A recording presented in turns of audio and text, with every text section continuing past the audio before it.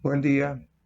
Hoy, 17 de agosto, conmemoramos la figura del padre de nuestra patria, el general San Martín. Y nos interesa en esta oportunidad dedicar esta breve charla a contestar leyendas y falsedades que se han tejido con respecto a la vida y acción, la obra de nuestro libertador.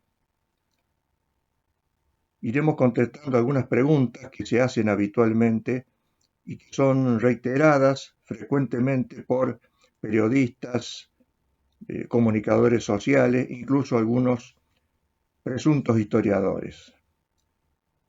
Algunos se plantean cómo puede considerarse a San Martín padre de la patria si vivió la mayor parte de su vida fuera de la Argentina. Es cierto que San Martín vivió en tierra americana solo 18 años en total de sus 72 años de vida, 6 años en la niñez y 12 años en su campaña libertadora. Lo que ocurre es que hasta 1816 no existía la Argentina y aún hasta 1852 no existió estrictamente el Estado argentino unificado.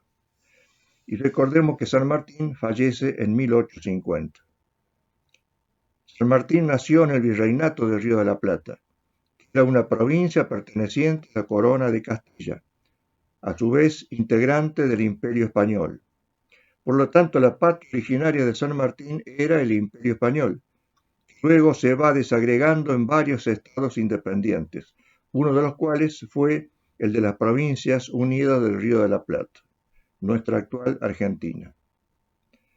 De manera que él volvió a este territorio donde había nacido,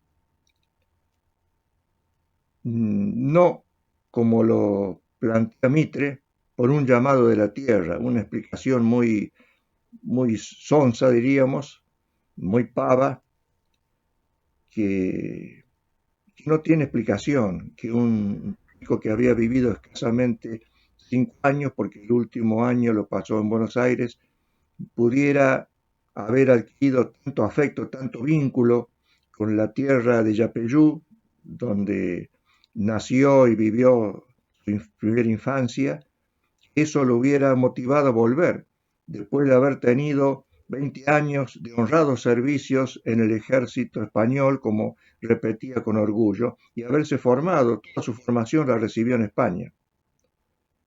Por otra parte, queda constancia escrita de que el deseo de nuestro héroe, al finalizar su vida pública, era vivir en la chacra que había adquirido en Mendoza. Si se vio obligado a viajar a Europa, fue por la situación política imperante en 1824, cuando regresa a Europa, debido a que el gobierno porteño, dirigido por Rivadavia, lo consideraba un elemento peligroso y hasta corría peligro su vida. Tal como luego le ocurriría a otros patriotas, debió vivir sus últimos años en el exilio. Una explicación un poquito más creíble, si fuera cierta, es la interpretación que surgió hace unos 15, 20 años, la difundió o se hizo conocida con la obra de García Hamilton, que era un historiador, un pensador muy inteligente, preparado, pero que decidió apoyar una tesis de Chumbita en el libro llamado El secreto de Yapeyú, y consideraba como explicación a este presunto enigma del regreso de San Martín a la patria a que sería mestizo y sufría, decía Chumbita, en carne propia la injusticia del sistema colonial. Se alzó desafiando al mundo de su padre. Transformó entonces su humillación en rebeldía política. La tesis de Chumbita, que fue rechazada por unanimidad en un congreso sanmartiniano en agosto del año 2000, sostiene que San Martín fue hijo de don Diego de Alvear, un marino, padre de Carlos de Alvear, y de Rosa Guarú, una india guaraní. El capitán Juan de San Martín, el padre de nuestro libertador, para evitar el escándalo de su camarada de armas, habría anotado como hijo suyo a José. Acotemos que en realidad no hay ninguna constancia de que se haya conocido el capitán San Martín con don Diego de Alvear, pero suponiendo que haya tenido algún breve contacto, de ninguna manera existía entre ellos una camaradería, pertenecían a armas distintas y de ninguna manera fueron amigos.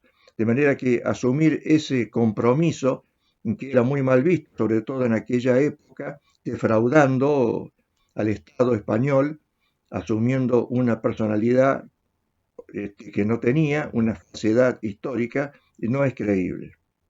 Pero por otra parte hay datos concretos. Yo lo resumo, pero hay un dictamen de 40 páginas que realizó analizando todos los aspectos, incluso genéticos, el Instituto Sanmartiniano. Es cierto que don Diego de Alvear anduvo por la zona de Yapeyú en su condición de marino, integrando una comisión de límites que debía demarcar las posesiones portuguesas y españolas.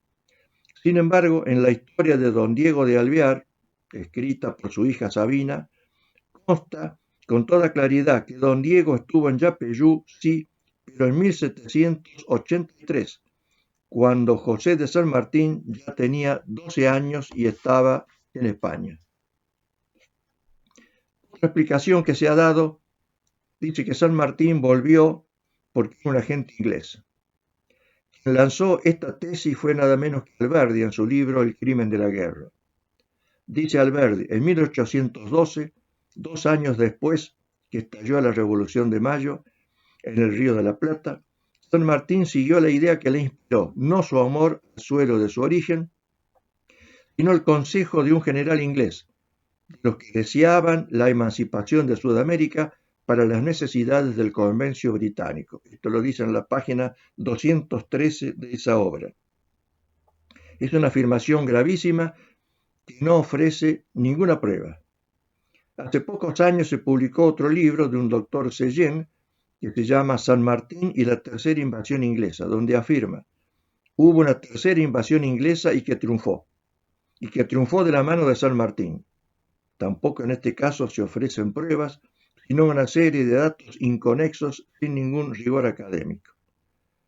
En cierto modo, esta tesis se deriva de la leyenda iniciada por Mitre de la salida furtiva de San Martín desde España. La verdad es que el propio Consejo de Regencia, el 5 de septiembre de 1811, le concedió a nuestro héroe el retiro del servicio que había solicitado, conservando el fuero militar y derecho al uso de uniforme. También es cierto que utilizó para salir de España una visa inglesa, pero esto se explica porque Cádiz, donde estaba residiendo, era un istmo, cercado en tierra por el ejército napoleónico y bloqueado en el mar por la escuadra inglesa. La única vía de salida era la visa del consulado inglés en Cádiz. Su amigo Duff le consiguió pasaje en un bergantín inglés hasta Lisboa, pero San Martín no le aceptó el dinero que le ofreció para no quedar obligado. Si no bastaran estas precisiones, podemos recordar que Manuel Castilla, que era el agente inglés en Buenos Aires, le escribió al cónsul Staples el 13 de agosto de 1812 con motivo del arribo de la fragata Canning en la que viajó San Martín desde Londres.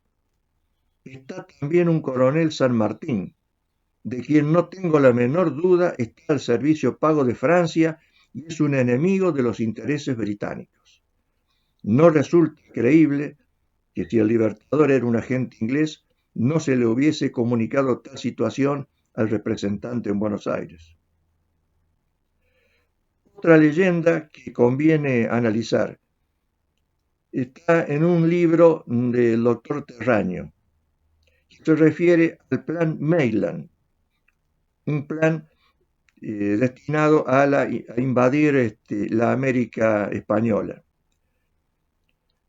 Este plan debe aclararse que se trata de un simple manuscrito sin destinatario, ni fecha, ni firma. Por lo tanto, no es un documento. Descubrió casualmente el doctor Rodolfo Terraño en el Archivo General de Escocia buscando otros temas.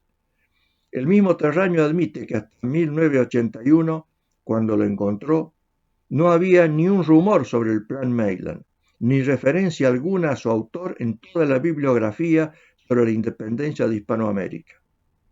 El título de dicho manuscrito es Pablo para capturar, Plan para capturar Buenos Aires y Chile y luego emancipar Perú y México. La mención de México es un error de transcripción de la tapa, porque en el texto se refería en realidad a Quito, o sea, el Ecuador. Maitland, que no conoció Sudamérica, un general escocés, recibió información a su vez de Sir Hippisley sobre los modos de atacar las colonias españolas, que también las había obtenido de jesuitas exiliados que conoció en Roma. Terraño reconoce que no hay prueba de que Maitland fuera masón, tampoco puede demostrar que haya conocido a San Martín. Sin embargo, agrega esta hipótesis, que conociendo los planes y el carácter excepcionalmente reservado de San Martín, algunos de sus numerosos amigos masones haya compartido con él, si no otros secretos de la masonería, información sobre proyectos en los cuales la masonería servía informalmente el interés del Reino Unido. El llamado Plan Maitland contiene solo un esbozo, con ideas comunes en la época, por lo que no puede extrañar que muestre algunas coincidencias con el que ejecutó nuestro prócer, que ya había analizado para esa época un plan del teniente coronel Enrique Pallardel, fechado en diciembre de 1811. En realidad fue con su amigo, Tomás, su mejor amigo, Tomás Guido, con quien aparentemente diseñó su plan San Martín, que fue presentado formalmente por Guido en una memoria al director supremo González Balcarce, con fecha 20 de mayo de 1816.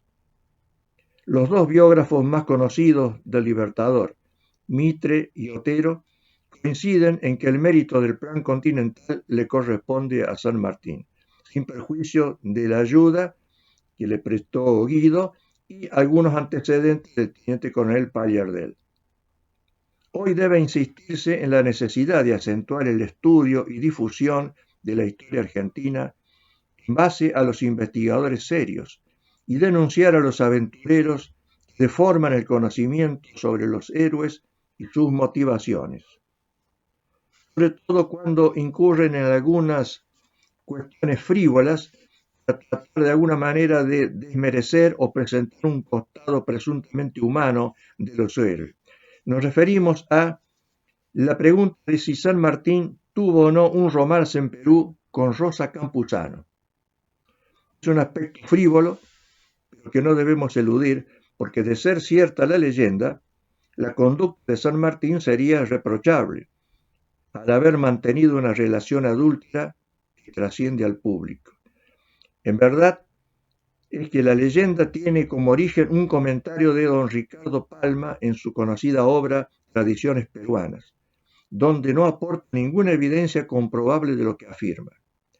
Según el historiador peruano César Macera, Rosa Campuzano fue una de las 20 mujeres que recibieron la Orden del Sol, creada por San Martín como protector del Perú, como una distinción a quienes habían estado detenidas y torturadas durante el virreinato.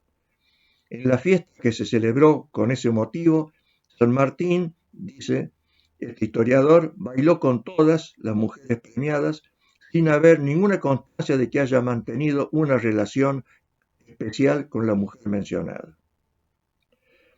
Sobre un tema similar, otro libro del doctor Terraño pretende demostrar un oculto amor que, según él, fue mantenido en secreto por San Martín con doña Josefa.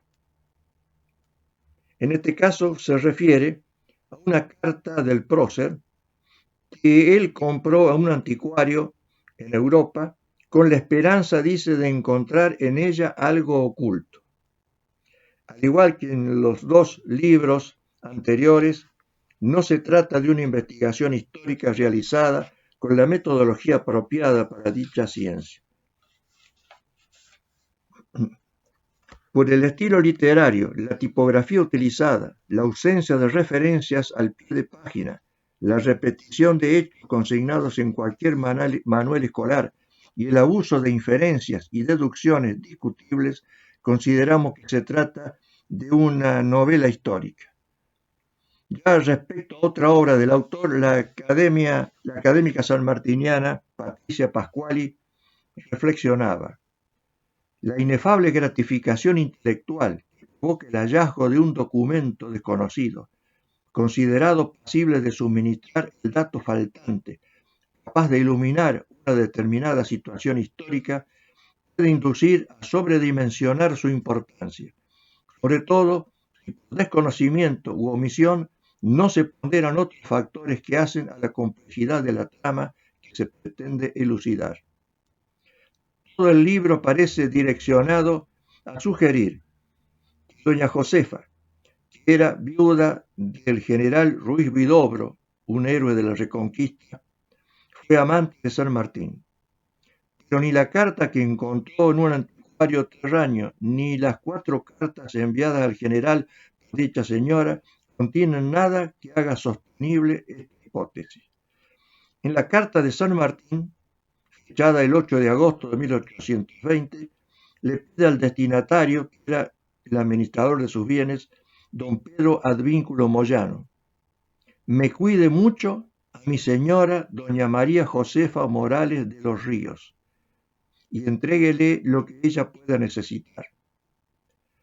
Pero resulta que el mismo Terraño cita una carta a Liniers, donde el prócer, el principal líder de la Reconquista de Buenos Aires, elogia precisamente a mi señora doña Josefa Morales de los Ríos.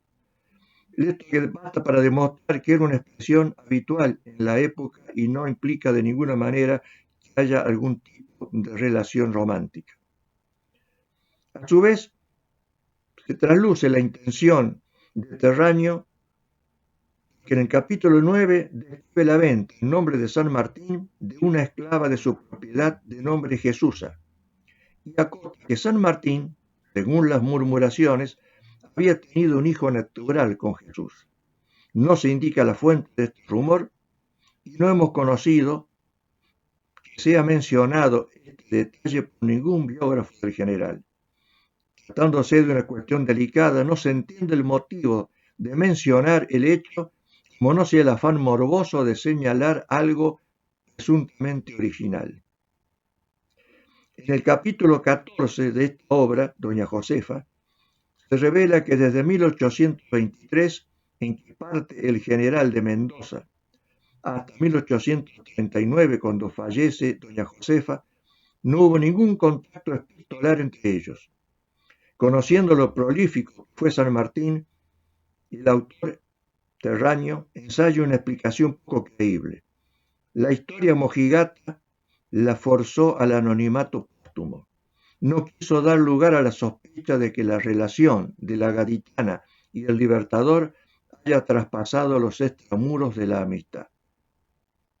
Otra cuestión escabrosa se desliza en un reportaje que concede Terraño a la revista Noticias, cuando se le pregunta al autor: ¿tiene alguna base real la sospecha de que Remedios de Escalada de San Martín tuvo un romance con Monteagudo? Y Terraño contesta: no hay pruebas. Pero siempre llamó la atención que San Martín no viajara a Buenos Aires cuando Remedios agonizaba. Viajó después de su muerte a buscar a Merceditas. Esta respuesta realmente sorprende e indigna, que el mismo autor menciona una carta de San Martín a su amigo Guido, dada en 1829 ya desde Europa, en que consigna lo ocurrido, exactamente lo que ocurrió. ¿Ignora usted por ventura que en el año 23, cuando proceder a las instancias de mi mujer de venir a darle el último adiós, resolví en mayo venir a Buenos Aires? Se apostaron partidas en el camino para prenderme como un facineroso, lo que no realizaron por el piadoso aviso que se me dio por un individuo de la misma administración. Para concluir, consideramos que esta obra carece de interés histórico y la decisión del autor de publicarla desmerece su condición actual de académico sanmartiniano. Otra pregunta es ya más compleja y puede dar lugar legítimamente a algunas dudas, es ¿por qué motivo San Martín abandonó el mando después de hablar con Bolívar?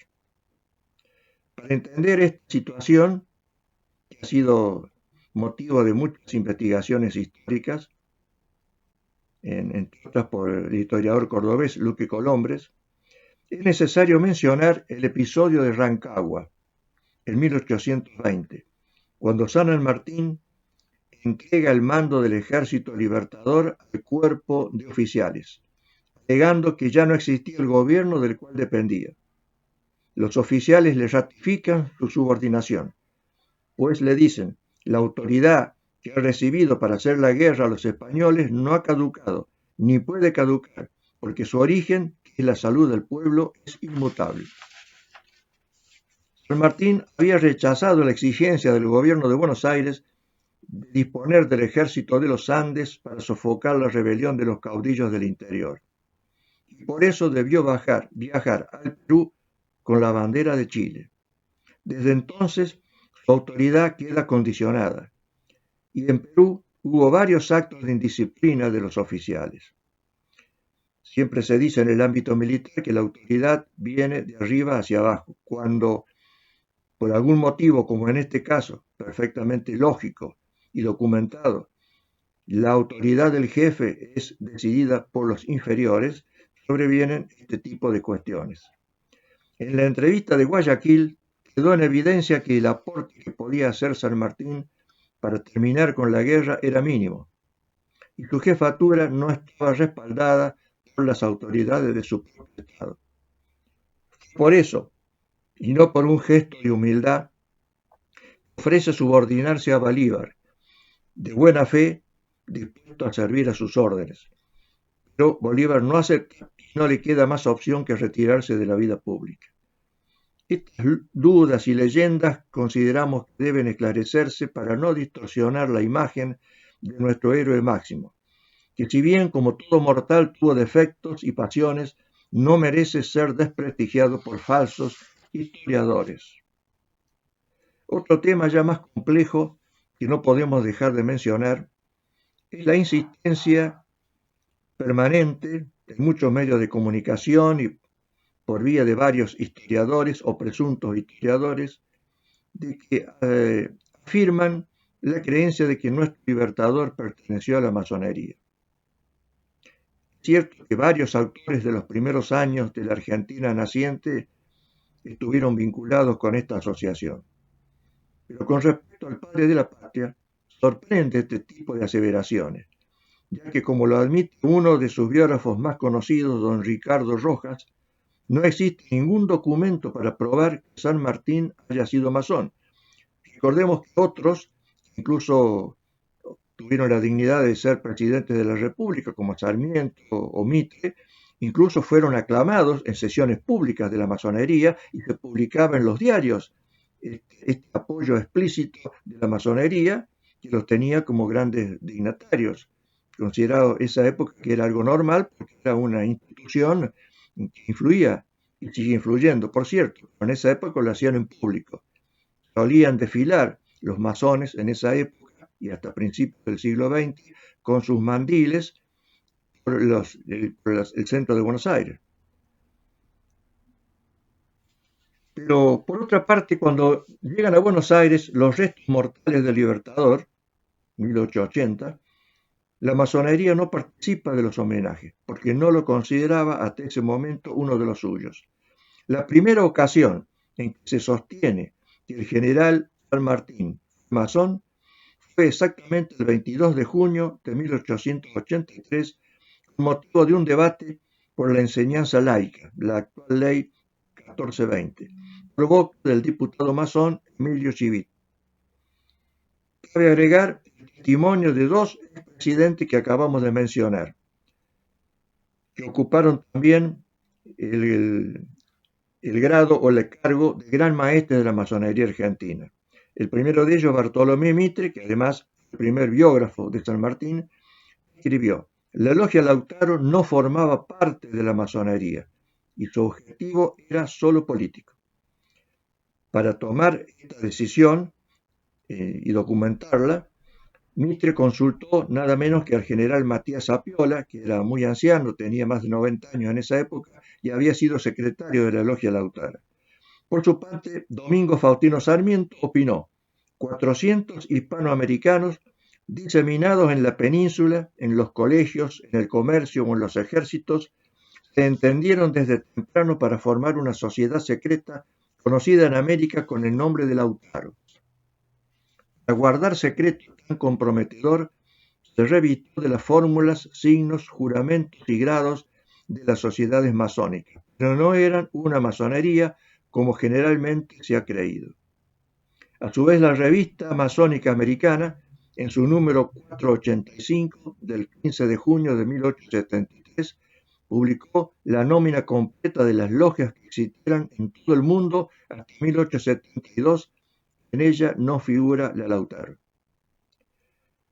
El mayor aporte documental lo hizo un historiador católico, Patricio Maguire, que dirigía una revista especializada y que logró un verdadero triunfo documental, que las tres grandes logias de Inglaterra, Irlanda y Escocia respondieran a un cuestionario que él les envió. Y las tres respondieron que San Martín nunca perteneció a sus organizaciones. Con respecto a la posición de San Martín en materia religiosa, quien ha investigado con mayor profundidad fue el padre Guillermo Furlong, quien llega a esta conclusión: hemos de aseverar que San Martín no solo fue un católico práctico o militante, sino que fue además un católico ferviente y hasta apostólico. La masonería fue condenada por el Papa Clemente XII mediante la bula In Eminenti del 4 de mayo de 1738, donde se prohíbe muy expresamente a todos los fieles, sean laicos o clérigos, que entren por cualquier causa y bajo ningún pretexto en tales centros, bajo pena de excomunión. Esta condenación fue confirmada luego por el Papa Benedicto XIV en la Constitución Apostólica Providas de 1751, y como consecuencia de este documento también fue prohibida la masonería en España ese año por una pragmática de Fernando VI. Por eso es importante esclarecer este punto, porque el catolicismo profesado por San Martín establece una incompatibilidad con la masonería, a menos que fuera infiel a uno o a la otra. Consta, por ejemplo, en las memorias del general Tomás de Iriarte, que Belgrano rechazó la posibilidad de ingresar en esta organización, aduciendo precisamente la condenación eclesiástica que pesaba sobre la secta. El único antecedente entonces que podrían exhibir hasta hace poco quienes defiendan la hipótesis comentada es una medalla acuñada por la Logia La Perfecta Amistad de Bruselas en 1825. En ese año, el rey de Bélgica, Guillermo I, dispuso acuñar 10 medallas diseñadas por el grabador oficial del reino, Henri Simeon, con la efigie de otras tantas personalidades de la época, una de las cuales era precisamente San Martín, que estaba residiendo en ese país. En la revista Toda esa historia, en el año 2009, se publicó un artículo del embajador argentino en ese país, en Bélgica, Guillermo Joquevela, que aporta nueva información debidamente documentada que esclarece definitivamente este tema. A esta medalla que estamos comentando, el general posó expresamente y se logró el único retrato de perfil de nuestro héroe.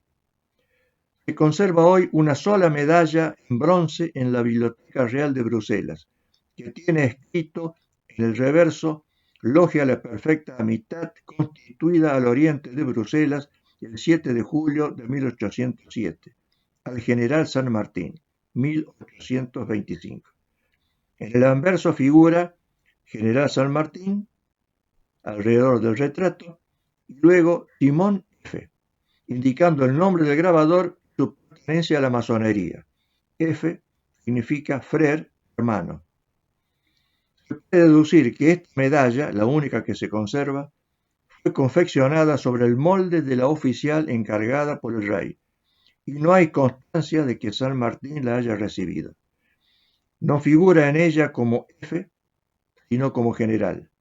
Tampoco figura su nombre en las listas y actas de la logia mencionada, como lo ha reconocido Frank Langengauken, director del Centro de Documentación Masónica de Bruselas. Esto es muy importante porque, al ser ocupada Bélgica en la Segunda Guerra Mundial, los alemanes incautaron archivos oficiales y también de la masonería. Luego, estos archivos quedaron en poder de la Unión Soviética, en Moscú, y el gobierno belga recién consiguió recuperarlos a fines del siglo XX. Hace 2 décadas el doctor Terraño, tenemos que mencionarlo nuevamente, escribió: cuando todos los materiales estén clasificados y al alcance de los investigadores, quizás surjan nuevos elementos sobre la perfecta amistad y los vínculos masónicos de San Martín en Bruselas. Pues bien, estando ya los documentos disponibles, se realizó una exhaustiva investigación sin que se pudiera encontrar mención alguna al general San Martín o al homenaje de la referida medalla. No podemos dejar de señalar que el mismo Terraño también conocía desde 1980 que San Martín no figuraba en los registros masónicos de Londres, pero solo lo reveló en 1990, después de ser conocida la publicación que hizo el profesor Maguire en el libro que citamos, Maitland y San Martín. Consideramos entonces muy importante, muy valiosa la información aportada por el señor Jacobella, ex embajador argentino en Bélgica, para desmentir esta falsedad histórica. Sin embargo, debemos discrepar con una afirmación del autor: la masonería no estuvo condenada por la Iglesia hasta 1884. Y por lo tanto, si San Martín, dice Jacobella, hubiera querido iniciarse en la masonería durante los largos años que vivió en Europa, eso no hubiera sido abiertamente incompatible con su condición de católico. La encíclica de 1884 a la que se refiere este autor es la Humanum Genus de León XIII. Pues bien, este documento pontificia ratifica expresamente las constituciones que ya mencionamos, in eminenti, providas, y agrega también Ecclesiam Jesucristo y Jugo Graviora de León XIII. A través de estos documentos, la sede apostólica denunció y proclamó abiertamente, en vida de San Martín, la masonería, constituida contra todo derecho divino y humano, era tan perniciosa para el Estado como para la religión cristiana, y amenazando con las penas más graves que suele emplear la Iglesia contra los delincuentes, prohibió terminantemente a todos inscribirse en esta sociedad.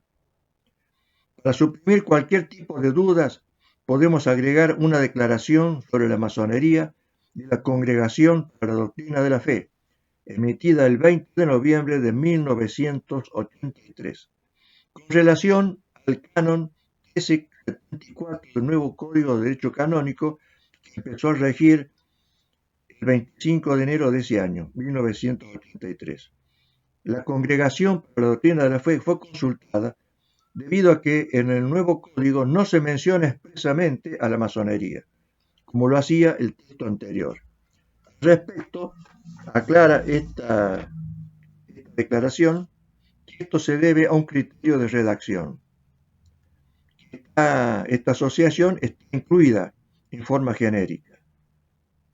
Por lo tanto, dice actualmente esta declaración de la Congregación para la Doctrina de la Fe: no ha cambiado el juicio negativo de la Iglesia respecto a las asociaciones masónicas, porque sus principios siempre han sido considerados inconciliables con la doctrina de la Iglesia. En consecuencia, la afiliación a las mismas sigue prohibida por la Iglesia. Los fieles que pertenezcan a asociaciones masónicas se hallan en estado de pecado grave y no pueden acercarse a la Santa Comunión. Esta declaración está firmada por el prefecto cardenal Joseph Ratzinger, sería luego el futuro Papa Benedicto, fue aprobada expresamente por el entonces Papa Juan Pablo II. De esta manera hemos querido, en lo que podemos hacer, una revisión de estas dudas, leyendas, mentiras que circulan habitualmente con respecto a la figura del padre de la patria para tratar de esclarecer. Todo esto está documentado. Al que necesite puede escribirnos y les vamos a enviar la bibliografía correspondiente. Existe toda la documentación. Hay libros de gran profundidad, comenzando por el de Pacífico Otero, que fue abogado y previo sacerdote franciscano, que fundó el Instituto Nacional Sanmartiniano y que tiene una biografía en 4 tomos inigualable sobre la vida y muerte del general San Martín. Con esto terminamos nuestra charla de hoy y los invitamos para el próximo 5 de septiembre, que hablaremos de otro de los hitos importantes de la historia argentina. Muchas gracias por la atención y hasta entonces.